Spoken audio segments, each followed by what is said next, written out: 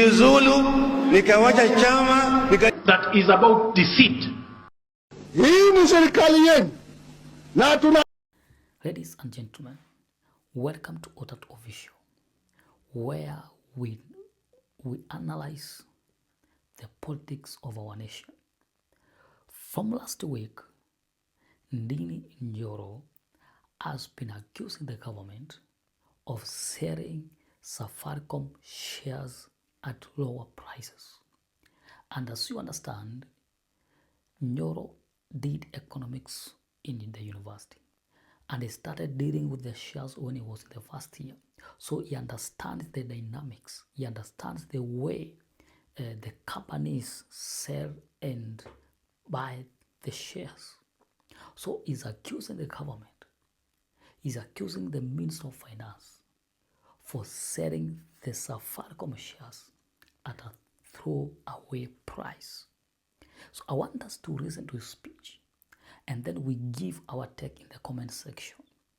And if this is the first time you're coming through this video, I want to request you to subscribe, to like, to comment, to share to your friends, so that we can grow and we can learn from one another, so that we can know where our nation is going to. And if you have subscribed, I want to thank you so much, because without you, we cannot be where we are today. Thank you so much. Let us listen to his speech. Now, the third thing, and I stated I'll be very brief. Now, to want now to do things, to want to be seen to do things, now we are in a spree of selling government assets. And I have to say, myself, I am actually a proponent of privatization, because I don't believe in the government holding so much commercial interests. But this is the rider. As we privatize and as we sell government assets, the underlying factor and the bold word we have to have in our mind is something called valuation. Valuation is what is important. Why? When you go to a country like Zambia, during their privatization in the 1990s, privatization created Bajois of Zambia. In fact, it's not a coincidence that the current president of Zambia and the predecessor were part of the privatization then.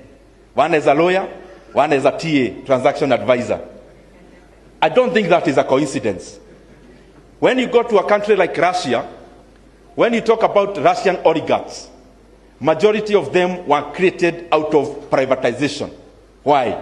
You simply give government assets for a song. And I want to state here, without blinking of an eye, I have been in the capital market since I was in first year in campus. Maneno ya shares nimefanya from first year in campus. And I want Kenyans to know, what I'm talking about Safaricom, I have no vendetta, na sina fitina. The fact of the matter is that the sale of the 15% stake GOK owns in Safaricom, part of the 35 we own as public, the current negotiation is giving Kenya a raw deal. And the consideration is an undervaluation. And I heard the minister, my brother Buddy, talking about market prices. And I was wondering, my friend, you're talking about market prices in terms of shares. Shares go down today and tomorrow. So what is the real value when the share goes up or down? That is why every investor looks at the intrinsic value of the company. And if you look at all the other investors in the world, including Berkshire Hathaway, Warren Buffett, when they are investing in a company, they are never guided by market prices. And this is the reason, good Kenyans. Take a company like Kenya Power, which I know in and out. Kenya Power, the shares were trading at 1.8 shillings last year. So the valuation of Kenya Power was 4 billion. So the guys in the National Treasury are telling us that since it's about market prices, they would have sold Kenya Power for 5 billion. The current valuation of Kenya Power as we talk is 23 billion. So you are coming to tell us, since you are getting through market prices, that you can sell Kenya Power, an asset with 500 billion assets, based on market price, then you sell it at 23 billion. Is that what you are telling us, the National Treasury? A bank like KCB, where the government has a 19% stake, it's currently trading at 0.6 to book value. So if you are talking about market prices, so you are telling us you can sell KCB at half its shareholders' funds because of market prices. I am just trying to say the parameter of selling a block sale in shares is not measured by how much the share is in the market. And we have to also say this. Kenya Power was trading at 45 shillings in 2021. That was before, sorry, Safaricom. Safaricom was trading at 45 shillings per share in 2021. They have since invested in Ethiopia. Listen to me, Kenyans, because this debate we are having is worth more than 100 billion more to Kenya. Safaricom was trading at 45 shillings per share in 2021. Now, by then, it was valued at 1.8 trillion Kenya shillings. They have now already invested in Ethiopia, and the market in Ethiopia is already responding. So you are telling us you can buy a plot at 450,000, plot without anything in it, you build a flat in it, you start collecting rent, then after 4 years, you sell the plot and the flat together for 340,000. Is that possible, dear Kenyans? So I'm requesting the National Treasury and the government, if there is no self-interest in the sale of Safaricom, make the process open. If there is no incompetence in the sale of the 15% GOK stake in Safaricom PLC, make the process competitive. Open the process for other bidders to bid for those shares. Let the current buyer bid, let another telco bid, give Kenyans a chance to bid. Give Kenyan funds a chance to bid, because we are going to realize better value for that stake when we open it up for all Kenyans and every other buyer to bid and buy. And as I say this, I am challenging again my brother Honorable Bandi. I have information more than the one I can talk to you now here. If they are confident, you know, I am seeing them talking about market prices. Market prices, market prices. Now, US government, you already come in public earlier this year. It's the National Treasury. If you look at some of the interviews the CS for the National Treasury has done on TV, he has been on TV saying, we are very desperate. We need to raise money. You've already sent a signal to any buyer that you are desperate. Then you go to a negotiating table, you've already blooded yourself here, desperate, and then you go to a negotiation, and in that negotiation, and I want to make it very clear, there were people who purported to represent the government of Kenya in the sale of Safaricom PLC. People who are not government employees participated in the negotiations of the sale of the 15% stake. And the same people, there are things they do with the buyers. So Kenyans are getting a raw deal for personal reasons. And I want to make it clear, this cannot be allowed to happen. Because we can get much more. There are lawyers in this hall. In a negotiation or in a transaction, there is something called conditions precedent.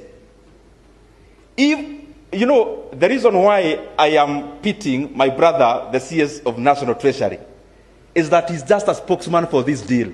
He was actually not in the negotiations. And if you want to challenge me, I am ready, because I know.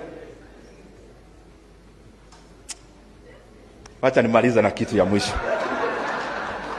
Wacha nimaliza na kitu ya mwisho. As we do the kind of things we are doing, it is important to know that there is something we are calling infrastructure fund. infrastructure fund is two things. Forget about all the other things. I think now as Kenyans we are used to grandiose marketing of projects. But we know the real utility when it happens. Forget about how it is being marketed. Infrastructure fund is two things. Privatizing government assets. Number two, more borrowing. Just watch the steps, not the lips, of the people promoting it. The other thing they want to do through infrastructure fund is to remove development from the budget. We want to run two budgets in Kenya. One, they are running away from the responsibility of recurrent expenditure, which is social investment. And then we want to create another budget on the side for development expenditure. That is why ordinarily, when you privatize a government asset, it goes into the budget. Because the government does more than building roads. It pays teachers, it builds schools, and the other social investments. Now, the government wants to run away from the social investments, create an infrastructure fund to privatize more, but after privatizing, to use that money to borrow more. So the plans of the National Treasury, they've already securitized fuel levy, which is collecting fuel levy in advance. 175 billion taken, in the process of another 175 billion. Second thing is sports fund, already securitized 44.5 billion Kenya shillings loan, which you are paying 100 billion Kenya shillings in interest rate alone. They are in the process, listen to this, of securitizing your housing levy. And me, I don't talk things just for the sake of talking. They are now in the process of collecting your housing levy now, to use it now. You give political clubs now, but the burden is in the future. So my question has been, including in this Safaricom sale, and sorry I've talked very fast to cover a lot. You are going to the negotiations, take dividends in advance, give a 15 billion discount on the dividend alone, and I'm asking, kwani Kenya inaenda wapi? You are collecting money for next year and the other year today. Kenya inaenda wapi? Thank you. Remember, the Minister for Finance, he had requested to meet one-on-one with Honorable Ndindi Nyoro to discuss on the matters concerning the shares. We hope as Kenyans, the two will meet and all other stakeholders, or those who have the interest, to advise the government on what they are supposed to do. But before that, let us see your comment on what you understand and what the government must do. Are they supposed to sell these shares, or they can have another source of income from somewhere else? Thank you.